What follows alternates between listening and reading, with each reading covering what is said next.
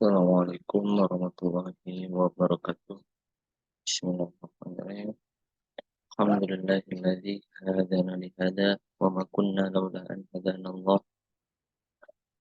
Asyhadu an la ilaha illallah wa la syarika lah wa asyhadu anna Muhammadan abduhu wa rasuluh alladzi la nabiyya ba'da.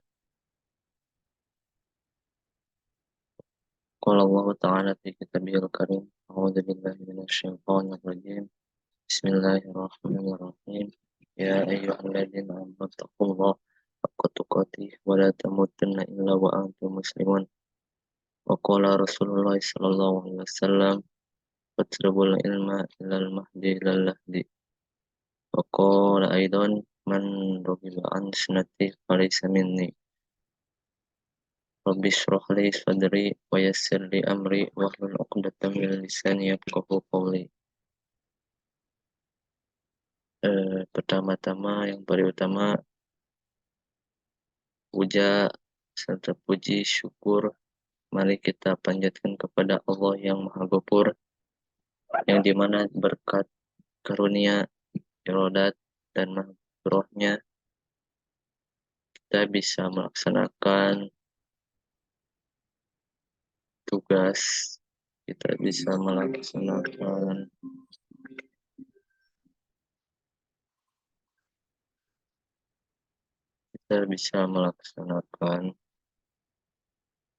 tugas dari dosen pengampu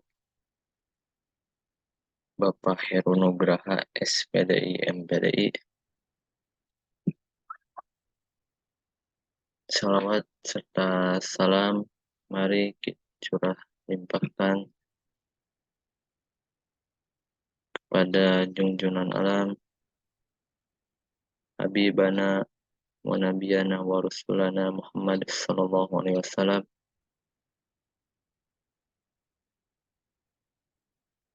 serta kepada keluarganya, tabiin tabiatnya. Semoga sampai kepada kita selaku umat akhir zamannya. Amin ya rabbal alamin. Pertama-tama saya duduknya saya di sini, perkenalkan dulu ya. Perkenalkan, nama saya Hengki Ahmad Yani. Saya dari kelas PAI 1. Saya di sini menjelaskan atau mempresentasikan tentang prinsip-prinsip pendidikan Islam dengan mata kuliah ilmu pendidikan Islam.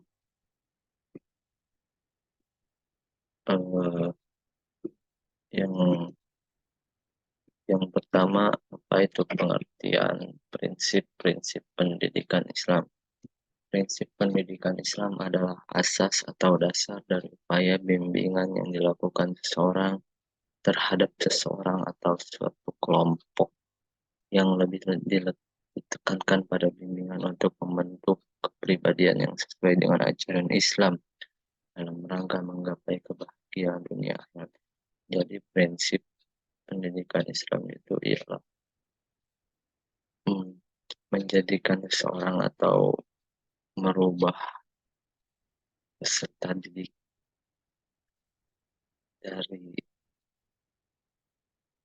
merubahnya dari dasar, yang dimana dari dasarnya itu dia wataknya buruk, lalu kita ubah kepada dasar-dasar Islam, yang dimana dasar-dasar Islam itu diantaranya ialah melakukan hal yang baik.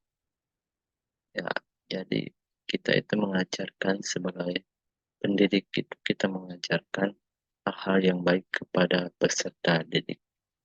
Utsman Abu Bakar juga menyatakan bahwa prinsip pendidikan Islam adalah dasar pandangan dan keyakinan pegangan kuat pendirian untuk melakukan suatu aktivitas yang berkaitan dengan pendidikan Islam.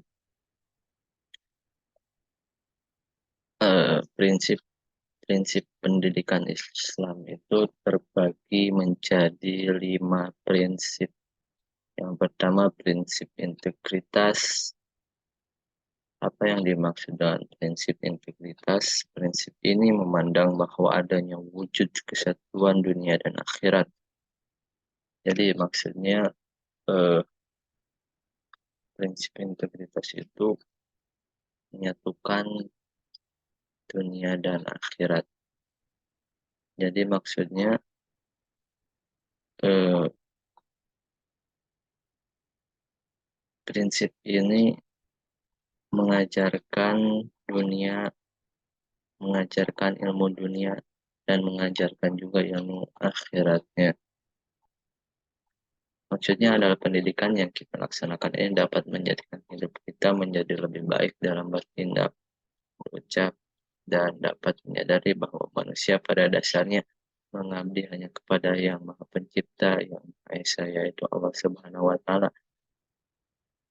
Sudah kita tahu atau sudah kita sepakati bersama bahwasannya sumber ilmu itu dari Allah Subhanahu wa Ta'ala, yang dimana Allah menurunkan sumbernya itu kepada kitab suci Al-Quran.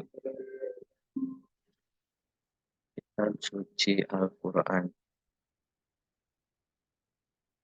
yang dimana di dalam Al-Quran itu terdapat banyak ilmu, di antaranya itu ilmu agama, ilmu sosiologi, dan ilmu eh, ilmu kimia. Contohnya dari ilmu kimia itu seperti seorang ulama atau sahabat terdahulu, yang dimana ia namanya itu nama sahabatnya itu eh, Jabir bin Hayyan, yang dimana ia sedang membaca Al-Quran, dan dia itu menelaah bahwasanya membaca Al-Quran surat Al-Hadid ayat 25 sampai 26, yang isinya itu tentang besi. Lalu dia mengecek atau menelaah lebih dalam dan disimpulkan bahwasanya dia menemukan atom, zat atom, zat kecil, zat unit paling terkecil.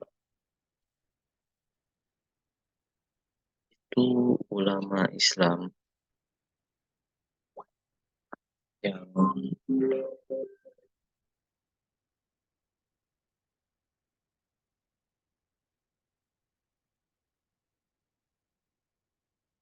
langsung lanjut saya yang kedua, prinsip keseimbangan. Keseimbangan antara rohaniah dan jasmaniah, ilmu murni dan ilmu terapan, antara teori dan praktik, dan antara nilai-nilai yang menyangkut akidah syariah dan akhlak. Semuanya harus bisa menyeimbangkan keduanya agar mendapatkan ketenangan dalam suatu proses pembelajaran.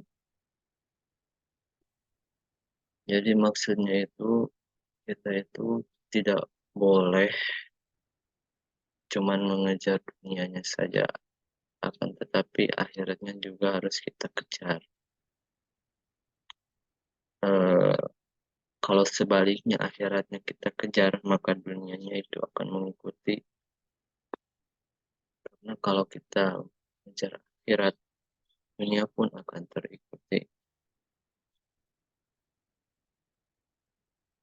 Hmm,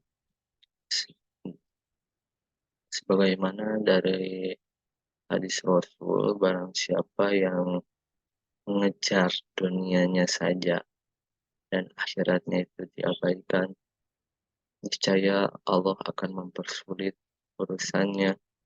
Dan kalau kita mengejar akhirat, mengejar akhirat, maka dunia pun akan terkejar. Dan Allah pun akan mempermudah urusannya. Jadi prinsip keseimbangan itu menjelaskan bahwasannya kita itu tidak boleh terpaku kepada satu tujuan saja. Jadi kita itu harus dunia sama akhiratnya. Langsung ke prinsip yang ketiga yaitu prinsip persamaan. Prinsip persamaan manusia pada dasarnya sama, yaitu sama-sama diciptakan dari segumpal darah yang kemudian ia menjadi daging dan tumbuh menjadi manusia yang mampu berpikir dan berakal. Yang membedakan hanyalah tingkat keimanan dan ketakwaannya saja. Tidak ada perbedaan. Sebagaimana dalam siapa orangnya? Sebagaimana dalam hadis ini katakan innallaha la yanzuru suwarikum wa amwalikum. Innallaha sesungguhnya Allah la yanzuru tidak melihat suwarikum rupa-rupa kalian, fisik-fisik kalian, wa amwalikum harta-harta kalian, mobil kalian, akan tetapi walakin yang dulu ila kulubikum wa amwalikum wa a'malikum. Akan tetapi Allah itu memandang hati kalian atau keimanan kalian, ketakwaan kalian, dan Allah itu memandang amal-amal kalian. Akan tetapi amal-amal saja itu tidak cukup tanpa dibarengi dengan keikhlasan, tanpa dibarengi keriduan kita sendiri. Percuma amal tidak ikhlas itu percuma. Karena Allah tolak semua amal yang tidak ikhlas.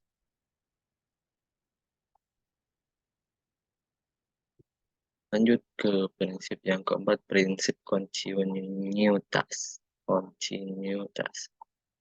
Ada ungkapan tuntutlah ilmu dari buaya hingga yang lahat, maka sudah tidak asing bagi umat Islam selalu menanamkan pada diri mereka untuk selalu menuntut ilmu walaupun sampai ke negeri Cina. Utlubul ilma ilal mahdi ilal lahdi. Tuntutlah ilmu dari buaya hingga yang lahat. Jadi prinsip ini mengajarkan bahwasannya kita itu diharuskan eh, belajar meskipun kita dari bayi, kita belajar berdiri, kita belajar bersih-bersih dan lain sebagainya. Walaupun sampai ke negeri Cina, walaupun sampai ke negeri yang jauh, ke tempat yang jauh, ya, dari yang masih umur 2 tahun sampai ya berpuluh-puluh tahun sudah ditanamkan tentang pendidikan dengan cara membudayakan baca dan menghafal Al-Quran. Di antaranya dengan cara membudayakan membaca dan menghafal Al-Quran. Tentu saja dengan cara menghafal Al-Quran, hidup kita itu sudah terjamin hidupnya karena Allah Subhanahu wa Ta'ala yang sudah menjaminnya. Bahkan orang yang sudah hafal Al-Quran akan diberi kerajaan yang sangat megah dan akan diberikan mahkota kepada kedua orang tuanya, Masya Allah. Lanjut ke prinsip yang kelima, yaitu prinsip keutamaan. Pendidik bukan hanya bertugas menyediakan tempat belajar. Tentu saja pendidik itu tidak